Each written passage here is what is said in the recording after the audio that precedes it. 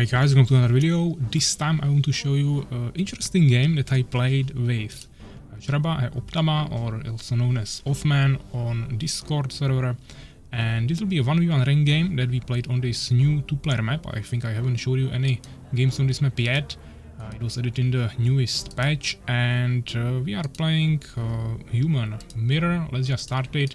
I'm in the bottom right corner with the purple color, and he's on the top with the black color. He will try a really interesting strategy. I think maybe when you are watching this, some other players are already trying it, because I think it has some potential, but he was the first one to try it. I think it was the first game where it was actually played ever in a multiplayer or probably ranked game. And as you can see, he's going for double town hall opener. So he's immediately making a second TC. He's also building it quite strategically smart, I would say, because he's making it in between these two bases. This is an expansion option where it's protected by a troll, but if you kill him, you can start gathering resources here from these gold veins. And on the top here, here is his main base. So it's kinda in the middle, but the main point is, you can see the rally point. The main point of this strategy is to produce the peasants at double speed, which is really good. You will have way more resources. There is no limit cap of how many peasants can be on a single gold vein, at least for now. I know that devs were already considering that, so maybe they'll add it in the future, but right now it was not there. So you can just spam how many peasants you want here. Obviously, when there is too many of them, they will just start bumping into each other and it won't be effective, but you can definitely get lots of resources even from one base if you have double peasants. Obviously, it was the first time he was trying this, so he has some problems with food and other things. Definitely not polished, but he's trying. The TC will be already finished now. He's making only one peasant, not sure if that's optimal, but he also has barracks already, 2 swordsmen. I'm coming with my scout here. I see that he didn't take the troll immediately, which this early wouldn't be even really possible. You can probably micromanage it with 4 swordsmen, but it would be kinda hard. And now he finished the second DC, so he's going for the peasants, like what's happening here. But at least I saw that he's starving a little bit, so I knew that he is behind at least in something, that he's not totally ahead with double production. He had some food problems. Let's slow down his production in the beginning at least. Also we saw that he has his units at home. I kinda scouted every single camp on his side. I know that he didn't take anything yet, and I'm already taking my 5 swordsmen that I have at my base. And I'm going for these wolves. This is the first camp I always take on this map. Not really required. If you go for archers, definitely I would take the archery camp right here, but if you go for swordsmen or knights / munchers, I think the wolf camp is always the best one to take. They actually buffed the wolf camp, but they also buffed the bandits, so that won't really help you. And for troll, I prefer to have some extra levels at least or something. So yeah, you can also go troll, probably doesn't really matter, but wolves are what I prefer here. So you can see I'm trying to micromanage it well, so we don't lose any swordsmen. All of them are like 1 HP, but we are somehow managing to keep them alive for now. I think maybe I'll lose this one now. Yeah, so we didn't lose anything, but only 1 swordsman has some normal HP. My opponent is also going for the wolves here. We will see if he will lose anything. He even got his first leveled up swordsman here already. And looks like, yeah, he also did it quite nicely. But the thing is that he already has a second TC, so he's producing at double speed. I don't have really anything extra now. We are both making a third farm. We both have 1 barracks. And the only difference is that he has another building, which is actually helping him a lot in terms of economy. So that's definitely a huge advantage for him. I'm on 300 food, he's on 350, so he's already ahead. Keep in mind that he's struggling with food constantly, so the income won't be as effective. And yeah, now took the troll, and at the same time most of his food is in the peasants, not in his army. If we take a look on the swordsman, he has 7 of them, not even producing another one. And here I have 1, 2, 3, 4, 5, 6, 7, 8, 9, I think. 8, 10 actually, 10 swordsmen here, and another 2 here, so I have 12, he has 7. Actually only 6. I think we said, yeah, 7 to 12, so that's like almost double for me. And he has 50 more food, so this is really all just in the peasants that he's spamming. He actually has one more here, okay. So I have still 4 more swordsmen. Also, a really important thing is that he's gathering way more resources at home from the base, since he has more peasants. But I'm clearing the whole map. I already killed 3 camps, he cleared 1. And I will also soon go clear his camps. Actually, I have 1 more swordsman here that I didn't count before. So I have way more resources from all the neutral kills that I'm getting. Of course, he could be also doing that. It's not like he couldn't. Now he's actually at least taking the troll. But he even got some swordsmen there, so won't even get as much value. But I just overall cleared way more neutrals. As I said, he could also focus on that a little bit more. But I'm kinda afraid that this strategy won't be as effective in a closer scenario. This is just a 1v1 map, just for 2 players, which kinda could refer to maybe the map being quite small and players being close to each other. But it's actually not really true if you play, for example, on the 6-player map. And of course it's about luck, but if you spawn next to each other, you are of course much closer than you are on these positions, and then I think you will get punished for this, because it just goes to some extra resources. It's true that if you open with sawmill, yeah, lumber mill, then it's basically the same resources, same wood and only 200 more gold. But for example, here in this game I didn't even use it. I didn't even go for lumber mill. I'm just making double barracks because now in this patch I think it will be patched on Monday, where they will buff archers again a little bit.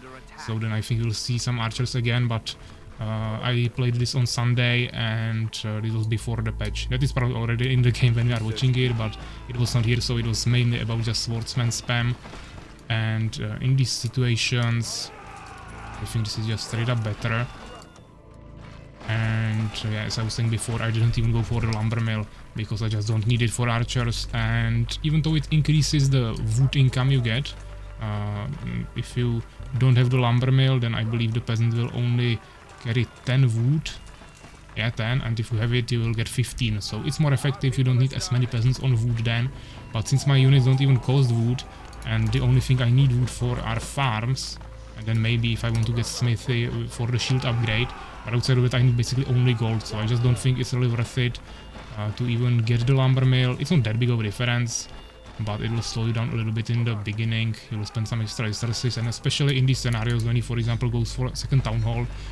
If it was a map where you will be closer to each other, I would scout him early, and I would power build my barracks with 6 peasants and didn't even go for lumber mill.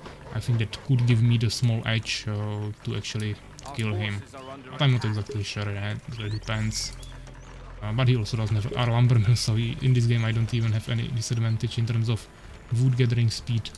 So now we finish this second barracks as well. I'm going for a smithy. I didn't even bother making third barracks. And here I decided to clear the archers, so now I already stealed one of his camps. And now I also wanted to take the bandits. Unfortunately, he's coming with his units. And he also has some levels, but I have definitely better levels. The problem is that I'm also a little bit damaged from these archers. And also everything I killed during the night. Also, he had way more units here. I don't know if double, but at least 50% more for sure. I have more units at home that I didn't have there yet. If I had all of this there, I could just charge into him and probably finish him right there. But if we take a look on the foot, I have 650. He has 850, so almost 200 more. But as I said, this is mostly in the peasants. Look how many peasants he has on the gold fields. This is when it is not effective anymore. He could have just taken like at least 10 or 15 of them and just bring them here. It would be way more effective, even though it's further away. But at least it wouldn't look like this, where they are just walking into each other and not really doing anything. Of course, I had a scout here, so I would quickly find out that he's gathering here. But the question is if I could even punish it somehow. Now he decided to go here with his swordsman and just hold it on the bridge, which is definitely a really good strategy. And here he decided to bring another swordsman. We both have level 1 swordsman, but the swordsman I have here was standing here the whole night, and he killed some natural undeads. So he already gained some experience, and in this 1v1 he will level up, and that will give me the small edge to actually kill him. Here I saw him coming here, or I saw him standing behind the bridge, so I decided to retreat, and I wanted to push him this way.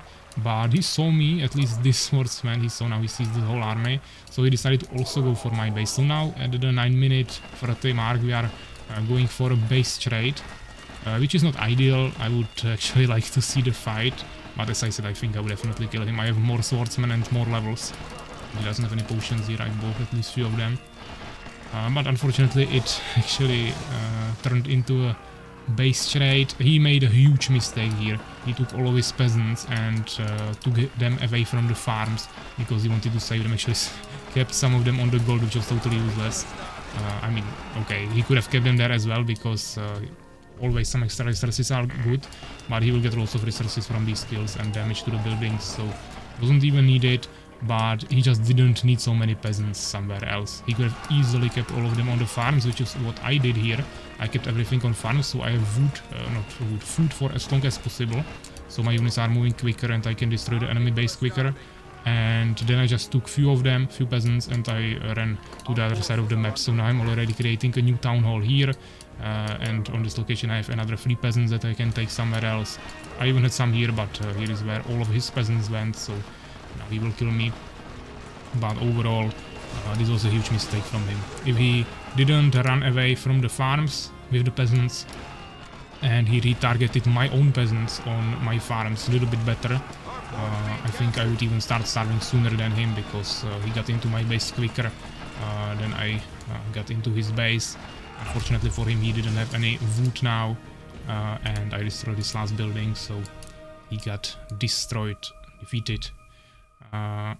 But it seems like, actually no, I still had the blacksmith here, the smithy, so even if I didn't build this, I would still win. Also I had an outpost here, yeah, so I think he was maybe already trying to capture it now, but I would still have enough time, yeah. 3 buildings now when it ended, so early, easy, still had lots of time. But an interesting game. Let's check the results. Here you will see the difference of the villagers. Of course, as I said, it wasn't the most effective when he had so many of them. I think he should have stopped earlier or transferred them to the other base, or maybe just straight up go for another expansion somewhere, or just make more buildings, whatever. Or actually send them to wood probably, because he didn't have any wood in the end. That would also help a lot. But yeah, he managed to gather like 3,000 and 3,500 more gold, so that's definitely quite a lot. The lumber was definitely his weak point here, but he also produced way more units. But yeah, you have to count all of that into it. Units killed, lost, so yeah, he killed a little bit more, but as I said, we weren't really fighting, and I left my peasants there together, so he killed all of them, while his peasants just ran away, so I didn't get those skills. In terms of constructed buildings, he had 2 more, that's the TC, and maybe he had 1 more farm. I'm not sure. Actually, he was building 1 more barracks now in the end, but I also had a smithy, so probably just 1 more farm. He had way more peasants, so he needed more food for that, so probably more farms. But you can also see the natural kills. I got lots of resources from this, probably not all of this, which was the difference, but definitely he needed to still kill the naturals, not just gather. Even if he has so many peasants, a big advantage in that, you still want to kill the naturals, so that was probably his biggest mistake in this game. But still definitely well played. Game lasted almost 11 minutes, so I would say kinda quick, but nothing too crazy. I hope you enjoyed it. A little bit different game, something funny, I would say. We'll see if this will become a meta, or if someone will at least try it, how people manage to polish it to make it more efficient, and also how it will work on the other maps. But for now, I think definitely it has some potential, but it's kinda risky, and I can definitely see some weak points of it, but definitely a really good job for figuring this out. We'll see where it goes. So yeah, thanks for watching, and take care, guys.